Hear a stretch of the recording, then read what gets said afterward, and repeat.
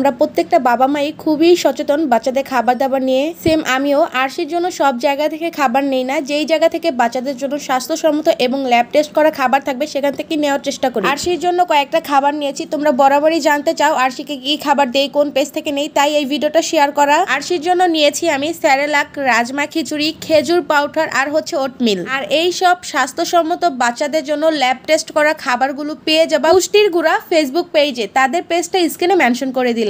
আমরা সবাই মোটামুটি জানি সেরেলাক বাচ্চাদের শরীরের জন্য অনেক পুষ্টিকর একটি খাবার। তাছাড়া প্রত্যেকটা বেবির পছন্দের খাবার হচ্ছে সেরেলাক, এবং অবশ্যই চেষ্টা করব বাচ্চাদের হোমমেড খাবারগুলো দেওয়ার। আর এটা হচ্ছে রাজমা খিচুড়ি, বাচ্চাদের সব থেকে পছন্দের। খুবই অল্প সময়ের মধ্যে খিচুড়িটা তৈরি হয়ে যায়। আমরা সবাই মোটামুটি জানি ডাক্তাররা বলে থাকে বাচ্চাদের একবেলা হলেও খিচুড়ি দিতে, তো রাজমা খিচুড়ি বাচ্চাদের জন্য বেস্ট। আর এখন যেটা আমার হাতে দেখতে পারতেছো এটা হচ্ছে খেজুর পাউডার। বাচ্চাদের খাবার মিষ্টি করার জন্য মূলত এই খেজুর পাউডারটা ব্যবহার করা হয়। বাচ্চাদের খাবারে কোনো ধরনের চিনি না ব্যবহার করে খেজুর পাউডারটা ব্যবহার করতে পারো। অনেক বেবিদের কিরমির সমস্যা হয় মিষ্টি খাওয়ানোর জন্য, তাদের খাবারে কিন্তু খেজুর পাউডারটা ব্যবহার করো, তাহলে আর এই সমস্যাটা পড়তে হবে না। এখন তোমাদের সাথে দেখাচ্ছি ওটমিল। এটা বাচ্চাদের জন্য অনেক হেলদি এবং পুষ্টি সমৃদ্ধ একটি খাবার। ওটমিল বাচ্চাদের ওজন বাড়াতে খুব দ্রুত সাহায্য করে। আর এই সব খাবারগুলো তোমরা 6 মাস শেষ হওয়ার পর থেকেই বাচ্চাদের দিতে পারবা। এই তো আরশির জন্য কি কি খাবার নিয়েছি সেটাই তোমাদের সাথে শেয়ার করলাম। ভিডিওটি শেয়ার করে নতুন মায়েদের দেখার সুযোগ করে দিবা। আল্লাহ হাফেজ।